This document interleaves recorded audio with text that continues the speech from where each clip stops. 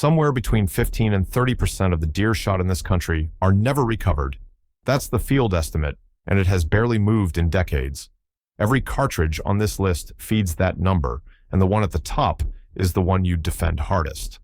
If you hunt, subscribe. This channel audits the gear before you spend the money. We argue about reputation. The animal has never cared about reputation, so nothing here earned its spot by being a bad purchase, by being expensive or hard to find on a shelf.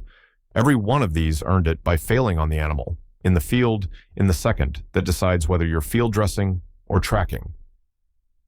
And the cartridge that fails you worst is almost never the one with the worst reputation. It's the one carrying a reputation it hasn't had to defend. 5 cartridges, worst pick last. Let's go. Number 5 is the 444 Marlin, and I already know what the comment section is going to say, so let me say it first. Inside 150 yards, this thing is devastating. Hornady's lever evolution load pushes a 265 grain bullet out at 2,325 feet per second for better than 3,000 foot-pounds at the muzzle. That is a serious amount of bullet arriving at a serious speed. In the pine thickets, in the hardwoods, in the kind of cover where you see an animal at 40 yards and never see one at 200, the 444 does its job, and it does it emphatically. If you hunt that way, you don't need me to defend your rifle. Here's where it comes apart. The 444 is a 150-yard cartridge that keeps getting treated like a 250-yard cartridge, and the reason is the scope. Zero that rifle at 100 yards, and you're about 3 inches low at 150. Manageable. At 200, you're down better than 9 inches. At 300, you're down about 35.5 inches, 3 feet. That curve isn't gentle, it's a cliff. And the problem with a cliff is that ranging errors stop being forgiving. Misjudge a 200-yard animal by 25 yards with a flat-shooting cartridge, and you still hit lungs. Misjudge it by 25 yards with a 444, and you're into brisket, or you're over the back. That's a wounded deer walking off, and it's the outcome nobody wants and everybody's had. There's a second thing nobody warns you about, and it's the recoil. Everybody expects a lever gun to shove like a 30-30. Run the arithmetic on a 240 grain bullet at 2,400 feet per second in a 7.5-pound rifle, and you land around 23 foot-pounds of recoil energy. That's calculated, not measured, but it's roughly double a 30-30. Not punishing. Not something you'll fire 50 rounds of on a bench in July either, which means most 444 owners practice less than they think.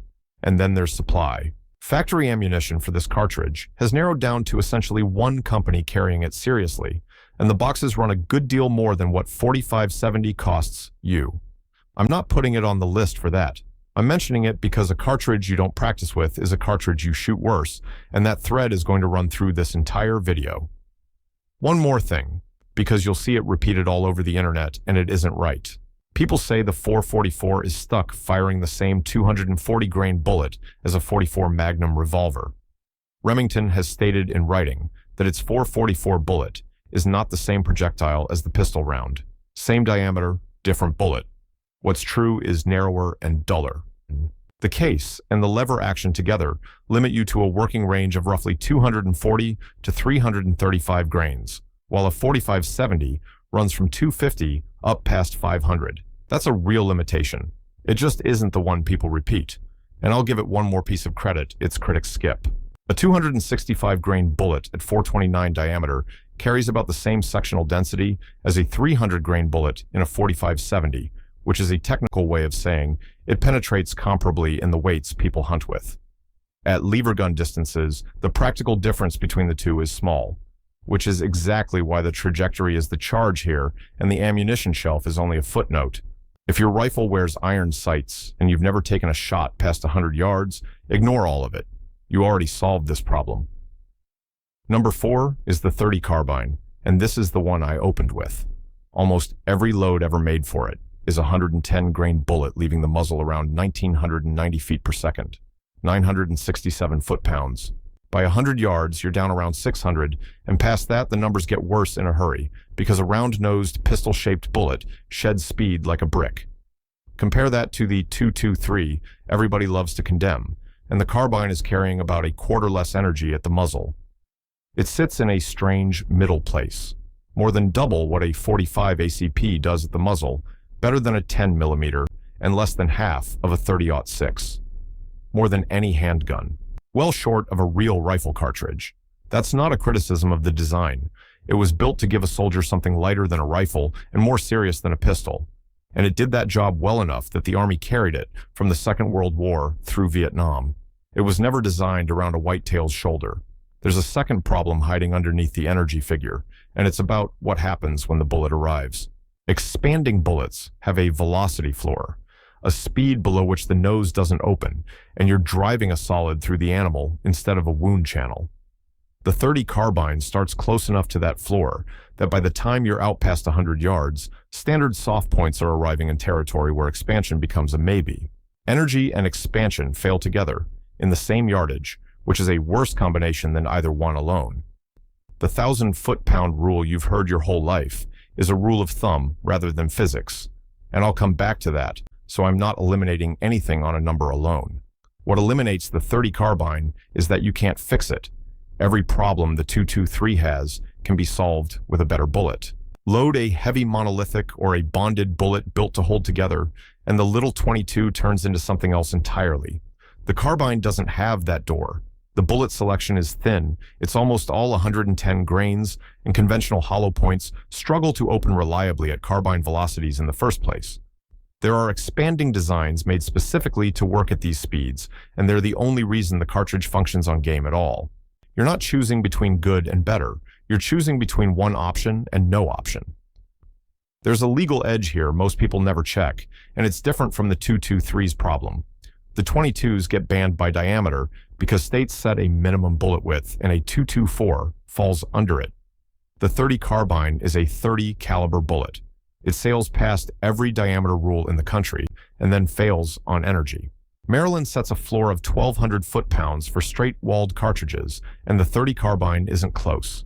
States that require 1,000 foot-pounds out at 100 yards rule it out by a mile, since it's carrying about 600 at that distance. And in the southern Michigan zone, where you'd think a straight-walled carbine would be the perfect tool, the rule is a .35 caliber minimum bore, so it's out on width after all. Meanwhile, it's perfectly legal in Georgia and Texas and Washington, so a hunter can be entirely legal in one state and committing a violation in the next with the same rifle and the same box of shells. Here's the fair part. Inside 75 yards, on a small-bodied deer, with a proper soft point and a shot you'd be willing to take with a bow, the .30 carbine kills. It has killed a great many deer, mostly in thick country, mostly by men who knew exactly what they had and never pushed it. That's not the same as it being adequate. That's a cartridge working at the absolute edge of what it can do every single time you use it, with no reserve for a bad angle, a stepped forward shoulder, or a deer that's bigger than you judged. Number 3 is the .458 Winchester Magnum, and I'll keep this one short, because the case against it is not complicated, and the case for it is real.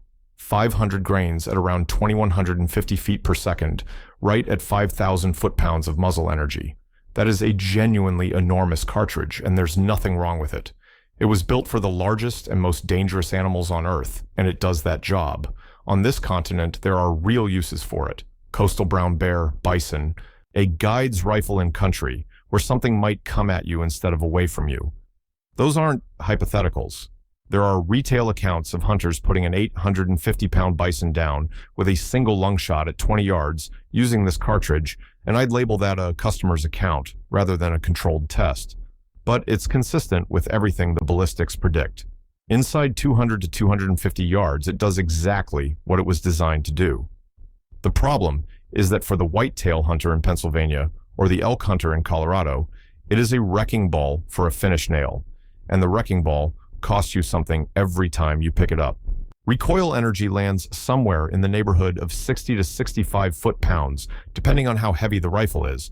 And to put that in perspective, a .375 H&H, a cartridge nobody has ever called soft, runs around 37.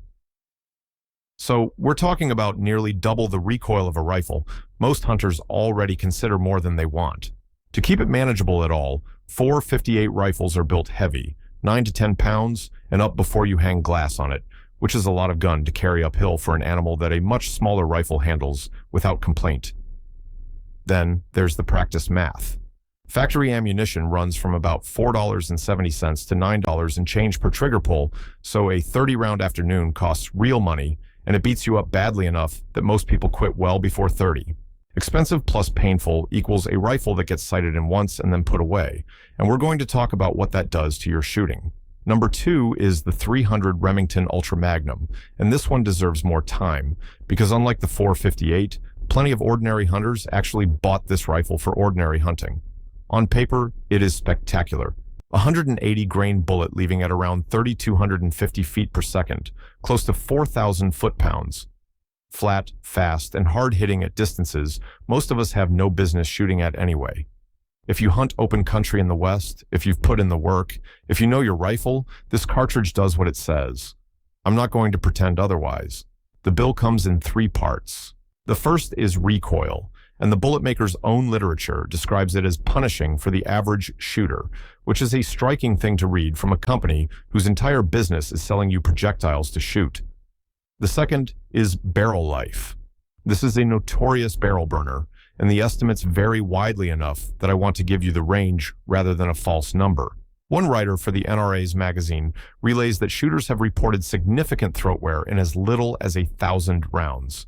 Another technical source puts the divorce closer to 600. Either way, you're looking at a rifle whose accuracy has an expiration date measured in hundreds of shots, not thousands. The third is money and supply. Ammunition is expensive, and the number of factory loads has been shrinking year over year. Now, there are 2 defenses of this cartridge that come up every single time, and I want to answer both because they're reasonable and they deserve better than being ignored. The first is the muzzle brake. Bolt a good brake on it, and the recoil problem goes away. And that's not marketing, it's measured. Independent testing with force transducers across multiple rifles found brakes cutting recoil by roughly 30 to 50%, with the best designs averaging better than 40. So yes, the brake works. Here's what it costs you, and this rarely gets said out loud. A brake doesn't destroy that energy. It redirects it sideways and backward toward your own ears. Military testing measured increases on the order of 5 to 10 decibels at the shooter's position, which put the reading above 140 decibels. Peer-reviewed hearing research reaches the same conclusion, that brakes substantially raise the exposure level for the person firing the rifle, and 140 decibels is not an arbitrary number. It's the ceiling that both NIOSH and OSHA identify as the point where a single impulse can do permanent damage, and the allowable exposure time at that level is less than 1/10 of a second. Most of us hunt without hearing protection because we want to hear the woods. Put a braked Magnum in a covered blind, and you've traded a sore shoulder for something you don't get back. The second defense is the one I hear most. This is a hunting rifle, not a range toy. 40 rounds a year won't burn a barrel out. And that's correct. It's arithmetic. At that rate, the barrel will outlast most of your hunting career. But look at what that defense concedes. If you only fire 40 rounds a year, then you're absorbing the recoil, paying the ammunition bill, and eating the muzzle blast in exchange for a ballistic advantage you're not shooting well enough to use. The pain is free. You're not getting anything for it. And 40 rounds a year is not enough practice to master a rifle that hits back this hard.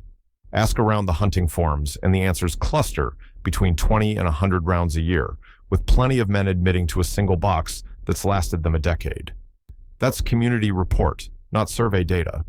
But the same men will tell you 20 rounds a year isn't enough to stay sharp, and a lot of them close the gap by keeping a cheap 22 around to do the real practicing with. They worked out the answer on their own. The rifle you can afford to shoot badly is the rifle that teaches you to shoot well, which brings me to the thing this whole video has been circling. Here's the part I'd want somebody to tell me across a counter, and it's the reason any of this matters. If this is useful, hit subscribe, because this is the sort of thing we dig into here every week. There's a study out of South Carolina, run by a state wildlife biologist, that followed 603 shots taken at nearly 500 deer on a single hunting club over multiple seasons. Real hunters, real animals, average shot distance around 130 yards. When the researchers sorted every one of those shots by caliber, from the 24s up through the 30s, they found no significant differences in the efficiency of firearms when grouped by caliber. The cartridge argument that we have been having in gun shops and comment sections for 100 years did not show up in the data. What did show up was where the bullet landed. Deer hit in the shoulder went an average of 3 yards. Heart, 39 yards. Lungs, 50. Gut shot, 69. That's the entire ballgame, and it's a difference of more than 20-1 between the best placement and the worst. A larger study in the United Kingdom, following more than 2,000 shots by trained stalkers, came to the same place. The overwhelming majority of animals were killed outright, and the failures tracked to the shot, not to the label on the box. I want to be careful with that South Carolina finding, because it gets stretched into things it doesn't say. The calibers in that study ran from the 24s to the 30s. There was no .223 in it, and no .30 carbine either, so it does not tell you that any cartridge on Earth is as good as any other. What it tells you is that inside the normal range of deer cartridges, the argument we keep having is the wrong argument. The study did find one equipment difference worth knowing: bullets built to open fast-dropped animals on the spot, more often than heavy, hard-constructed ones, and left a better blood trail when they didn't. Bullet construction showed up in the data. Caliber didn't. That's also the honest context for the 1,000 foot-pound rule that gets quoted like scripture. It's a rule of thumb attributed to a gun writer generations ago, and it's useful the way any rule of thumb is useful, as a rough floor for people who need one. But energy is not the thing that kills an animal. Tissue damage is. Outdoor life has made that point in print, that reasoning from a foot-pound threshold is close to irrelevant to what's happening inside the deer. Field estimates of wounding loss in this country run somewhere between 15 and 30%, depending on who's counting and where, and none of that spread is explained by hunters picking cartridges 30 foot-pounds under a line somebody drew in a magazine. So the number that matters isn't muzzle energy, it's where the bullet goes. And once you accept that, the entire logic of this list changes, because every cartridge I've named attacks your shot placement from a different direction. The 444 attacks it through trajectory by punishing you for a ranging error that a flatter cartridge would forgive. The 30 carbine attacks it by leaving you no margin at all, so that a placement that would be survivable with more bullet becomes a tracking job. The 458 and the 300 Ultra attack it through recoil, and this isn't about toughness. The NRA's own writers have put it plainly. Hunters who lose wounded game are often the ones carrying too much gun, because too much gun produces a flinch, conscious or not, and a flinch moves the bullet. Painful rifles get practiced with less, and rifles that get practiced with less put bullets in guts instead of shoulders. That's the mechanism, not power, placement, and everything that quietly degrades it. And it's why I won't tell you the men carrying these rifles are stupid or stubborn or full of ego. Nearly every one of them got sold across a counter like the one I worked by somebody who described the cartridge with a number: muzzle energy, velocity, foot-pounds. Big numbers move rifles off a rack. Nobody at that counter ever sold a man on how well he'd shoot the thing. Which brings us to number 1, the .223 Remington, and if you came here expecting me to call it unethical, this is where we're going to part ways, because I've read the material and the honest answer is more interesting than the easy one. Let me give you the case against it first and give it fully, because it's real. The margin for error is thin. A 62 grain bullet leaves the muzzle with something like 12 to 1,300 foot-pounds, and expansion depends on impact velocity. Most hunting bullets need to arrive at roughly 2,000 feet per second to open reliably, and that puts an honest ceiling around 150 yards. Past that, you're launching a projectile that may or may not do what it's designed to do. A hunting magazine documented a deer taken at 200 yards with a 50-grain varmint bullet arriving at about 700 foot-pounds. It killed the animal, which ran 50 yards. That's a coin flip dressed up as a shot. And the largest study I mentioned earlier found that bullets under 75 grains were associated with a higher wounding rate, which is a finding that cuts directly against this cartridge, and I'm not going to hide it. There's also a trap in the rifle itself. Older .22s built for varmint work often have a 1 in 12-inch twist, and that will not stabilize the heavier 69 to 77 grain bullets that make this cartridge work on deer. You need a faster twist, 1 in 9 or better. A hunter who buys the right ammunition for the wrong barrel gets the worst of both worlds. And the law is a genuine mess. Something like 15 to 17 states shut this cartridge out for deer by different mechanisms. Colorado, Washington, and Utah set a 24 caliber minimum. Virginia's floor is a 23, which a .224 bullet sits just under. Iowa, Ohio, and Illinois are straight wall states where a bottlenecked case doesn't enter the conversation. That is a lot of country where this is simply not a legal choice, and it is on you to read your own regulations. I'm not a lawyer, and this is not legal advice.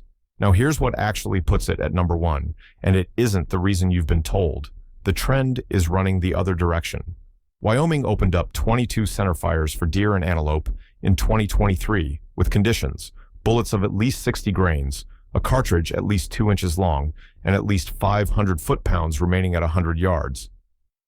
Indiana went further. Under a bill effective the 1st of July, 2025, centerfire rifles of 5.56 millimeters or larger became legal for deer, and the department was specifically barred from writing case-length rules. States are not fleeing this cartridge. Some of them are walking toward it with guardrails, and the hunting press has moved with them. A writer at Outdoor Life calls the .223 a perfectly capable whitetail round with properly selected ammunition, and makes the argument I made a minute ago that impact velocity is the metric that matters rather than energy. Over at Field and Stream, the verdict is that it works just fine if you pick the right ammo. The same writer in the NRA's magazine adds the boundary: don't shoot deer much beyond 150 yards. There's a cautious camp too, and they're worth hearing. Writers who've hunted with it and don't care for it will tell you the .243 and the .65 Creedmoor are better tools at the same recoil level, and they're not wrong. Pennsylvania's agency, when it looked at a caliber minimum, concluded the 22 centerfires are adequate under the right circumstances, which is a careful way of saying it works when everything is right and punishes you when it isn't. So why is it number one on a list of the worst? Because it demands more of you than anything else here, and it gets handed to the people least equipped to deliver it. The pitch at the counter never changes, and I made it myself more times than I'd like to admit. It doesn't kick, so it's perfect for a new hunter, a small-framed hunter, a kid. That gets it backwards. The cartridge that requires surgical placement, correct bullet selection, correct twist rate, and hard distance discipline is not a beginner's cartridge. It's an expert's cartridge that feels like a beginner's cartridge, and that gap is exactly where wounded deer come from. But notice what separates it from everything else on this list. The .444's trajectory can't be fixed. The .30 Carbine's bullet selection can't be fixed. The .458 and the .300 Ultra will always hit you back, and no amount of willpower changes the physics of that. The .223 is the only cartridge here whose entire problem is solved by decisions that cost you nothing. Buy the heavy bonded or monolithic bullet instead of the varmint load. Check your twist rate. Read your state's regulation. Draw a line at 150 yards and honor it in the moment when you badly want not to. Do those 4 things, and the .223 stops being on this list at all. Skip any one of them, and it belongs at the top, right where I put it. So here's what I'd tell you if you walked up to my counter tomorrow. Pick the cartridge you'll shoot the most, not the one with the biggest number on the box, because the research says the shot is what kills the animal, and practice is what makes the shot. Spend your money on bullets before you spend it on velocity. Learn the real distance you actually shoot at instead of the one you imagine, and buy for that. And if a rifle hurts you enough that you've stopped taking it to the range, that rifle is already failing you, whatever it says on the barrel, 15 to 30%. That number doesn't move, and it doesn't move because we keep arguing about the wrong thing. We argue head stamps and we buy foot-pounds, and not one deer that ever walked has cared about either one.